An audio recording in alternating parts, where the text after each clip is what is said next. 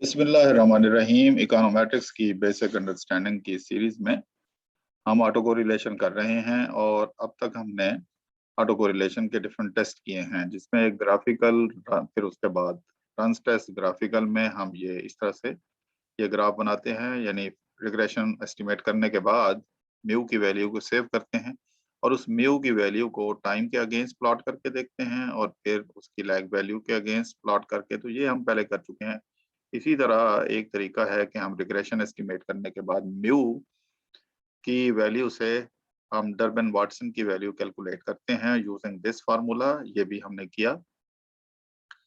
अब एक और टेस्ट हम करने लगे हैं, लेकिन उस टेस्ट से पहले डर्बन वाटसन की इंटरप्रिटेशन को थोड़ा सा हम समझ लें कि इसके अंदर क्या फिलॉसफी है, इसकी मीनिंग्स क्या हैं। देखें, डर्बन वाटसन की जो DW की वैल्यू है, इसकी दो तरीकों से आप एस्टिमेशन कर सकते हैं। एक तो मैंने एक्सेल में आपको सिखाया और दूसरा, अगर आप कोई सॉफ्टवेयर यूज कर रहे हैं जैसे ई-व्यूज, तो उसके अंदर ऑटोमेटिकली ये वैल्यू कैलकुलेट होके आ जाती है। उसकी मदद से आप ये रो की वैल्यू कैलकुलेट कर सकते हैं यूजिंग दिस फार्मूला। रो की वैल्यू जब निकालेंगे तो वो आपको exact extent of auto correlation बताएगा। इसकी वैल्यू 0 और 1 के दरमियान होगी। तो इस फार्मूले के मुताबिक इसका मतलब यह है कि अगर आप रो की different values, for example substituting 0, फिर +1 और फिर -1 करेंगे, तो हमारे पास जो डर्बन वाटसन की वैल्यू आती है DW की, वो 2, 0 और 4। तो इसका मतलब ये हुआ कि अगर डर्बन वाटसन की वैल्यू 0 और 2 के दरमियान आती है तो there is positive auto correlation. Remember, there is positive auto correlation. जितना ये डर्बन वाटसन 0 की तरफ इंक्लाइंड होगा, उतना पॉजिटिव ऑटो कोरिलेशन ज्यादा होगी। जितना ये 2 की तरफ इंक्लाइंड होगा, अप्रोचिंग 2 होगा, तो उतना auto correlation, positive auto correlation कम होगी और ये इग्नोरेबल वैल्यू होगी। ऑटो कोरिलेशन का प्रॉब्लम सीरियस नहीं होगा।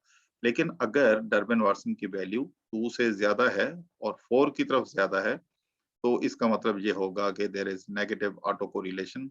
लेकिन अगर 2 के अराउंड ही है तो then there is no auto correlation. तो ये इसके मीनिंग्स हैं। अब आते हैं एक और टेस्ट की तरफ, जो डर्बन वाटसन जो के ऑटो कोरिलेशन के लिए हम यूज करते हैं। इसे हम कहते हैं BG-LM टेस्ट।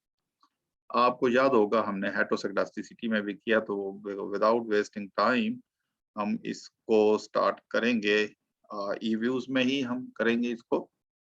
ई-व्यूज की फाइल मैंने खोली, वही डाटा हम यूज कर रहे हैं। पाकिस्तानी मैक्रो इकोनॉमिक वेरिएबल्स का डाटा है। इसको मैंने इन वेरिएबल्स को सिलेक्ट किया। ओपन इक्वेशन, इसमें अननेसेसरी जो सिलेक्शन आई है उसको हम डिलीट कर दें। जैसे ये है, जैसे ये रेजिट है, इसको डिलीट किया हमने और उसके बाद फिर हमने इसको रीअरेंज कर दिया, क्योंकि डिपेंडेंट वेरिएबल ई-व्यूज की रिक्वायरमेंट है। Dependent variable should be written first control V और उसके बाद C और फिर मैंने एंड और इसके बाद एंटर किया। तो ये मेरे पास वही रिजल्ट्स हैं जो हमने पहले भी निकाले थे। ये हमारा डर्बन वाटसन की वैल्यू है, जिससे पता चल रहा है कि there is positive auto correlation. अब देखिए, इसके अंदर बिल्ट इन ये BG टेस्ट मौजूद है। ये क्योंकि ये रेजिजुअल से रिलेटेड है, ऑटो कोरिलेशन का जो इशू है, इसलिए हम ये ऑप्शन में व्यूज में व्यू में हम ये सिलेक्ट करते हैं। रेजिजुअल डायग्नोस्टिक्स जो है वो हम सिलेक्ट करते हैं। फिर उसके बाद सीरियल LM टेस्ट। अब यहाँ आपकी चॉइस है, क्या आप 1 lakh, 2 lakh, 3 lakh, this depends upon the choice of the researcher या इकोनोमेट्रिशियन। लेकिन ये चॉइस हमारी अपनी तरफ से नहीं होती। सर्टेन क्राइटेरिया होते हैं, जिसे जैसे जब हम रिग्रेशन हम एस्टिमेट करते हैं, मैं आपको दिखाऊं, तो इसके अंदर 2 इंपॉर्टेंट इंफॉर्मेशन क्राइटेरिया आते हैं, अकाइक इंफॉर्मेशन क्राइटेरिया और SBIC या श्वार्ट्ज बेसिन इंफॉर्मेशन क्राइटेरिया। हम 1 लाख के साथ, 2 लाख के साथ, 3 यानी डिफरेंट लैक्स के साथ हम एस्टिमेट करते हैं और देखते हैं जिसमें अकाइक इंफॉर्मेशन और SBC की वैल्यू कम से कम हो, तो वो मॉडल जो है हम सिलेक्ट करते हैं।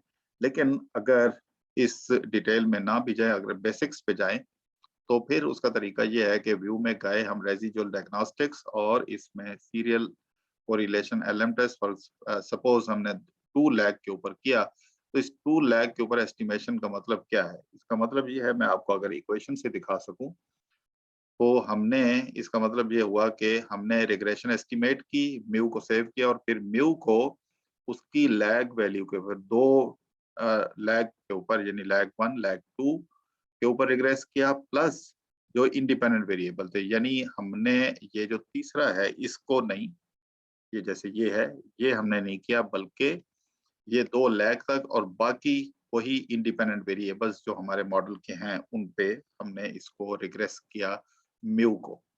तो म्यू को जब उसके ऊपर रिग्रेस किया तो इसको हम ऑक्सिलरी रिग्रेशन कहते हैं। ऑक्सिलरी रिग्रेशन में आप देखें कि अगर तो ये रेसिडुअल 1 और 2 यानी 1 पीरियड लैग 2 पीरियड लैग के साथ ये सिग्निफिकेंट है, तो इसका मतलब ये है कि हमने सही फैसला किया, हमने 2 लैग, क्योंकि दोनों सिग्निफिकेंट है, दोनों सिग्निफिकेंट है। अब ये फैसला कैसे होगा कि क्या ऑटो कोरिलेशन है या नहीं है? इसके लिए क्योंकि हमारा नल हाइपोथेसिस है, जॉइंट सिग्निफिकेंस को हम टेस्ट कर रहे हैं। तो हमारी जॉइंट सिग्निफिकेंस ऑफ व्हाट? ये ऑल दीज स्लोप पैरामीटर्स, यानी rho 1 equal to rho 2 and all these rhos are equal to 0, which means no auto correlation. अगर ये नल हाइपोथेसिस रिजेक्ट हो जाता है, यानी जॉइंट सिग्निफिकेंस के लिए आपको पता है कि हम 2 टेस्ट आमतौर पे यूज करते हैं, एक है एफ टेस्ट और दूसरा है LM टेस्ट। तो एफ टेस्ट की यहाँ पे प्रोबेबिलिटी वैल्यू, क्योंकि ये 5% से लेस है, तो इसका मतलब है कि रिजल्ट्स आर सिग्निफिकेंट और हम जॉइंटली सिग्निफिकेंट, लिहाजा हमारा जो नल हाइपोथेसिस था कि there is no auto correlation, तो हम उसको रिजेक्ट करेंगे। हम कहें डिसीजन हमारा ये होगा कि there is significant amount of auto correlation. अब LM टेस्ट में जाएं तो LM test is nothing but ये जो ऑक्सिलरी रिग्रेशन का आर स्क्वायर है 0.651082, इसको सैंपल साइज से अगर मल्टीप्लाई करें यानी 27 से, तो आपका आंसर यही आएगा 17.57921। अब इसकी प्रोबेबिलिटी, क्योंकि ये स्टैंडर्ड क्राइटेरिया है कि हम इनकी प्रोबेबिलिटीज को चेक करते हैं, 5% से लेस है, तो ये दोनों टेस्ट प्रूव कर रहे हैं presence of severe auto correlation in the model. तो ये इन शॉर्ट ये था कि हम ऑटो कोरिलेशन को कैसे चेक करते हैं।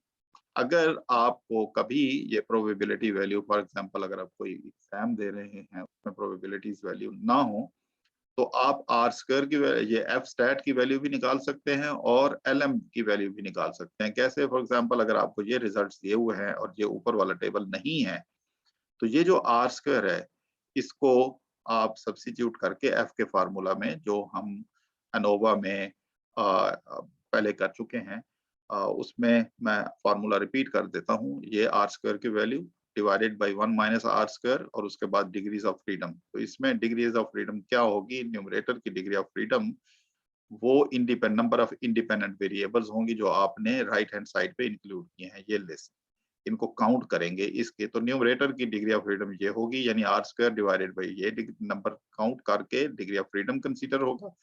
और डिनोमिनेटर का डिग्री ऑफ फ्रीडम क्या होगा? n माइनस के जो है ये इंटरसेप्ट समेत आप सबको काउंट करेंगे और सैंपल साइज आपका 27 है, तो 27 माइनस ये इनका नंबर, तो ये डिग्री ऑफ फ्रीडम। तो आर स्क्वायर की R square 1/1 R square over 1 minus R square multiply by denominator का डिनोमिनेटर का डिग्री ऑफ फ्रीडम और न्यूमरेटर का डिग्री ऑफ फ्रीडम। तो इस तरीके से जो उस फार्मूले में एफ की वैल्यू हम निकाल सकते हैं और LM की वैल्यू आप यहाँ से निकाल सकते हैं 0.651082 को 27 से मल्टीप्लाई करके, जैसे मैंने बताया। तो I hope it is helpful.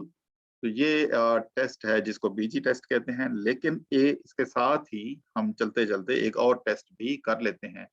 वो क्या है? वो हम टेस्ट यहाँ करेंगे नहीं, लेकिन मैं आपको मेथड सिखा दूंगा। कोई भी रिग्रेशन आपने एस्टिमेट की और आपकी रिग्रेशन जो है उसके अंदर lagged form of the dependent variable है। फॉर एग्जांपल इसी को ही अगर हम एस्टिमेशन में जाएं और ये हमारा मॉडल है, इसके अंदर हम एक एडिशनल वेरिएबल, ये जो डिपेंडेंट वेरिएबल है, इसको control C and control V और इसकी लैग वैल्यू -1 करके हम लिखते हैं।